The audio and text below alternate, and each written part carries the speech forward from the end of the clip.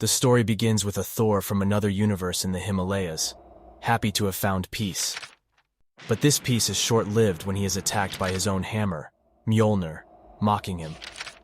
We learn that in the past, Asgard was being destroyed, and Thor, unworthy of wielding his own hammer, was forced to witness the destruction of his home without being able to do anything about it. Thor attempted to isolate himself, but even in that, he failed. No matter where he went, Mjolnir followed him like a constant reminder that he was unworthy of lifting it. Now, in the Himalayas, thinking he had rid himself of the hammer, Mjolnir appears to torment him. Thor, consumed by anger, begins to punch his hammer. That's when a man named Lei-Kung appears and tells Thor that his punches are driven by aimless rage. Thor asks who this man is, and Lei-Kung reveals himself as the Thunderer, also known as the guardian of Kunlun and its ancient secrets. He asks Thor if he came seeking enlightenment, but if that's the case, he arrived too late. Thor responds that he sought only oblivion. Lei-Kung tells him that he is a liar, just like his punches, and knows why the God of Thunder is there. Thor becomes irritated and asks not to be called the God of Thunder anymore.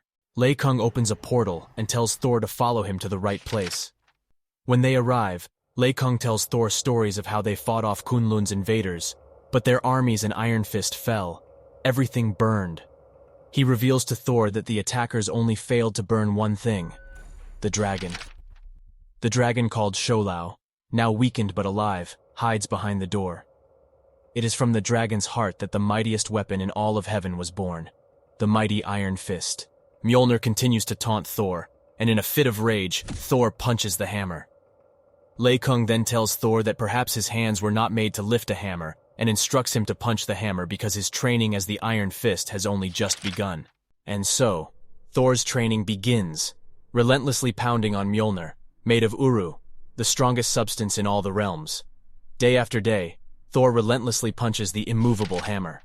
After 30 days and nights of punching the stationary Mjolnir, Thor's fists become hammers in their own right. The fists transform into scarred hammers, embodying concentrated fury. After another 30 days, Mjolnir begins to tremble and groan with each blow it receives from Thor, as if it were moaning. The hammer starts dodging, as if Thor's punches were causing it pain. This thought delights Thor and encourages him to strike even harder. But then something shocking happens. The hammer starts fighting back, but it is no match for the new Thor and his fists. After defeating the hammer, Lei-Kung tells Thor that he can now claim the hammer, but Thor refuses.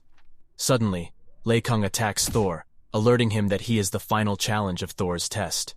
As Lei-Kung was the last guardian of the dragon Sholau, Thor needed to defeat him to acquire the power of the Iron Fist. Lei-Kung taunts Thor, calling him the God of Thunder. Enraged, Thor defeats Lei-Kung with a single punch, sending him flying and breaking the door behind which the dragon resided, revealing that the dragon was already dead, leaving only its bones. Lei-Kung admits to lying to Thor, stating that the Iron Fist was never meant for him, and that he was not being trained to wield any weapon. He instructs Thor to use his fists with care. Thor is now to be known as the God of Fists. Mjolnir continues to follow Thor, but this time he doesn't mind, and allows Mjolnir to follow him on his journey, as long as it stays out of his way. Guys, don't forget to like the video and subscribe to this channel to receive more content like this. Goodbye!